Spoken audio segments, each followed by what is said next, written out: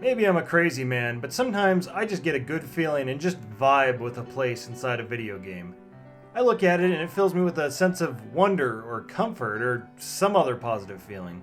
Think of a liminal space, but opposite. Where a liminal space seems odd and discomforting, what I'm talking about resonates well with me. Like, I look at these spots and it can set off my imagination, filling me with thoughts of other lives I could have lived and what it would have been like to have frequented this place. Have I lost you? Well, either way, I'm going to talk about these kinds of places in games that have several of them. When I talk about these places I like in Battlefield 4, I'm not necessarily saying these are places I find interesting and engaging to have firefights in, but these are places I want to fight people at. I'm unsure what exactly draws me to them, if it's because these spots have good level design or good aesthetics, or if I just got hit in the head too much. First, I want to start with the Siege of Shanghai map. Luckily, most of the places I want to talk about are near or at main map objectives. In fact, I will not be talking about the main feature of the map, the large tower. Instead, let's focus on some of the overlooked places.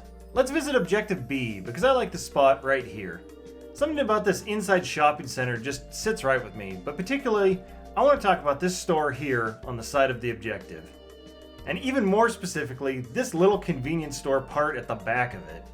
I just really like this spot, just as much as this place likes chicken. Something about this little store makes me think of another life where I'm commuting to work every day, and part of that is walking past this little store every day. And I'd make the effort to stop in and get a snack or something on my way home. They have these little freezers here that probably have ice cream. It's little details like that that start my mind off and help my imagination fill in the rest. So when I play this map, I like to sit in here, right here, behind the counter. Most of the time when you're contesting the point, most enemies have no idea where to look for you. And the ones that do tend to come right through this door here, making them an easy target. And they're even more guaranteed to do it if you put the gate down. The next place I'd like us to take a visit to is the parking structure at A. At first, it seems like a simple building, but I feel like it's got a little bit of depth to it that I like. The first thing is it has these doorways to the neighboring apartment buildings on the side. This little detail helps it feel more real and lived in. The other thing I like about it is it just feels so open, so it ends up brighter. Like, I can picture how the residents of these buildings would come and go as they live their lives. People standing up here on the top level looking out while having a cigarette, while shouting up to the neighbors up above. I've never been a huge fan of big, dark, deep parking garages, and this one manages to keep it light and open, and I think it's all the better for it. The last part I want to talk about is the shopping complex at D. I really like everything about this building, from its overall form to all its little parts. Let's look at some of those little parts, shall we? Inside, we have this inviting restaurant that certainly sees more customers than the one that's over at B, but that's by design. I mean, this place has places to sit and eat, whereas the store at B is more for on-the-go convenience. Then we have this car store, which always hit me as charmingly odd. Like, it just seems like this store has a mismatch to it. There's only 3 cars for sale, and yet this space is so big. There's all this room for sitting like they're expecting many customers, and yet they only have the 3 cars for sale.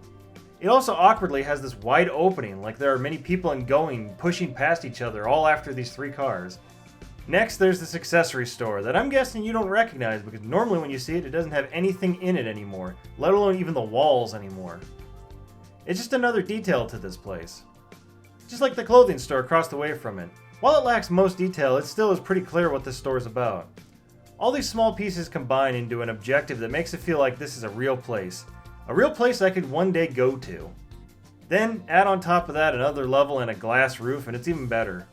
Aesthetically, it adds a brightness and lightness to this location, which I'm really fond of. Mechanically, it adds 3 different platforms for players to play on and shoot at each other from. Combine all these great objectives together on one map, and you have what I think is arguably the best map in the base game. On to the next map. Dawnbreaker.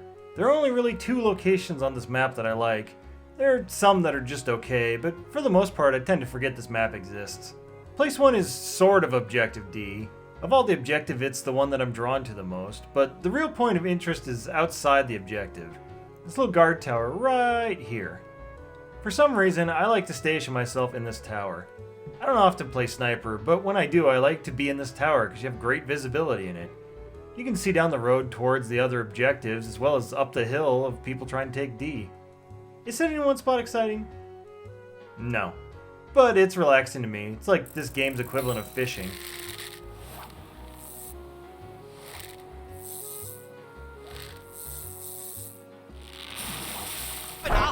enemy light armored vehicle.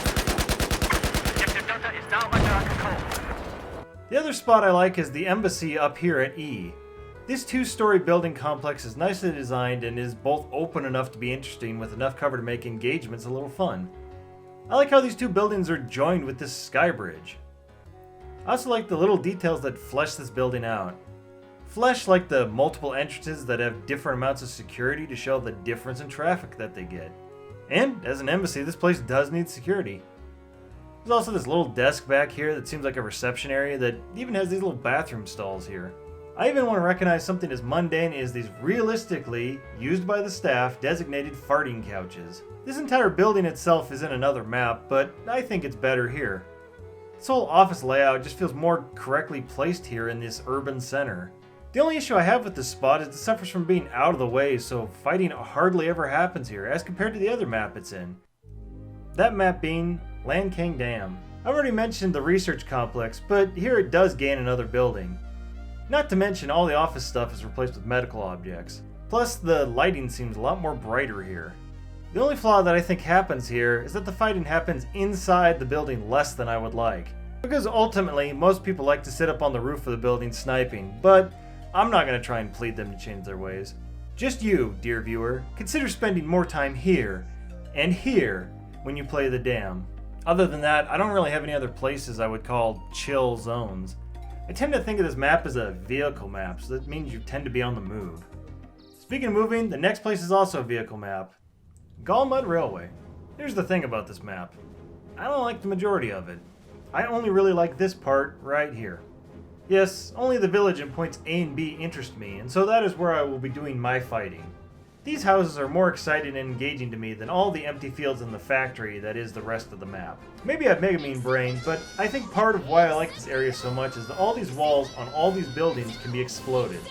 The fact that the factory has indestructible walls means I have no interest in it. It's just more engaging to me to be coming in and out of these buildings for firefights, taking cover where available, and making holes where needed. Plus, all these buildings seem so unique in their shapes, even if some of them are reused. They hide this by giving them all a purpose, whether it's to be a house or a school. I also like how this whole area has some geographical differences with the houses above A and B all up the hill. Also, this zone of good extends down to C, where the radio station is located. The walk between these points is filled with these thoughtfully crafted buildings that are both agricultural in function of the world, but also as cover in function of the game. This whole zone has a real mindfulness about it that seems designed for the flow of a match, where damage and combat will shape the battlefield. That exact reason is why there are no spots that meet my criteria on Operation Locker. Too many solid non-exploding walls. Next map. Hainan Resort is an interesting one.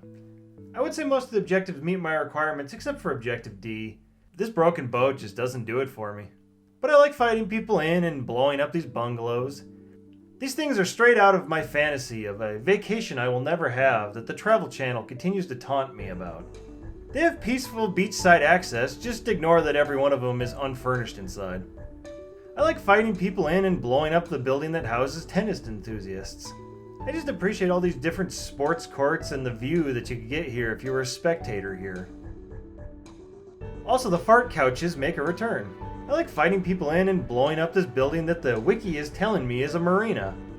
This waterfront view is really nice and cool to look at, even if the buildings themselves aren't all that interesting.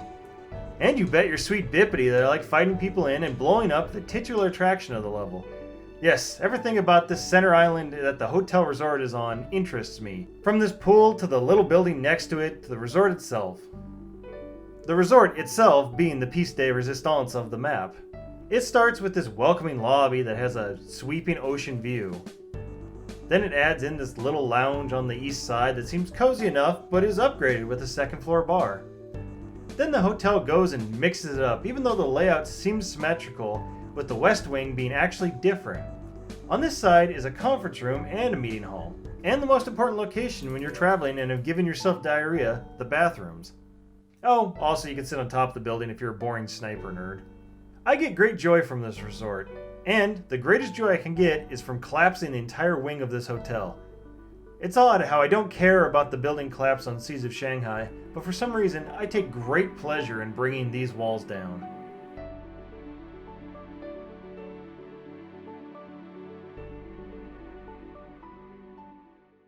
talking about down, let's just say I am down with Flood Zone.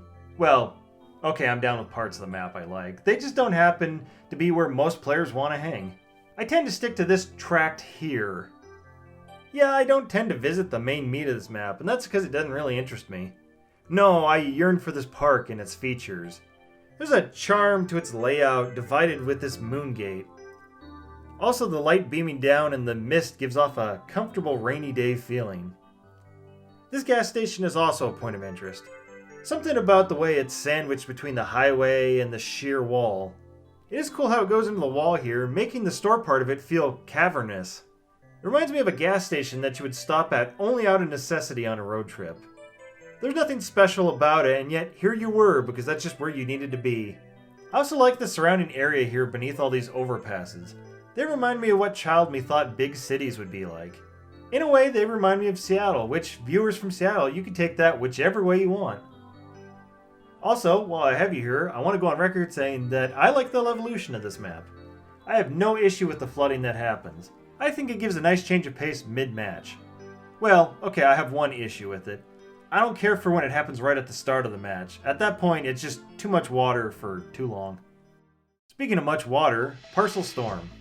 What can I say about this map? Honestly, most of it's water. I guess if I have to pick somewhere, honestly, I only really like this one island. Just like that uncontacted tribe, I'm only interested in one island. I don't like other islands. Not gonna leave my island. Stay off my island. It probably has to do with this hill with the radar on it. It helps adds a height variety I feel like the other parts of this map miss. There's also the detail and point of interest variety here that I like. There's this little monument in the middle of the base, where we have these buildings that have been made out of gym bathroom tiles. There's also this basketball court that's been disrupted for storage. I even think the defensive fortifications on this island are more interesting, even though they should be the same-ish throughout the rest of the map. Rogue Transmission. Honestly, again, not much of this map meets my self-imposed vibe check. I mean, gun to my head, I suppose I'd have to go with the areas of D and E. These bases are pretty alright, and I gotta admit, I like going up the stairs here at E to engage people. Actually, you know what? I do like this whole sloped area here that lies between E and C. These structures hanging out here under the dish are neat, and I like advancing up or down this hill to go either way after the enemy. Plus the lighting, or the darkness anyway, sets up a certain mood here. Like when you go here, you're on a mission to breach some sort of complex. Honestly, many of my picks for what is an interesting spot in this game either have interesting brightness to them or interesting darkness. It really makes me appreciate how lighting can impact your game experience in a way I hadn't considered before. Last, because it's at the end alphabetically and for no other reason, is Zavod 311.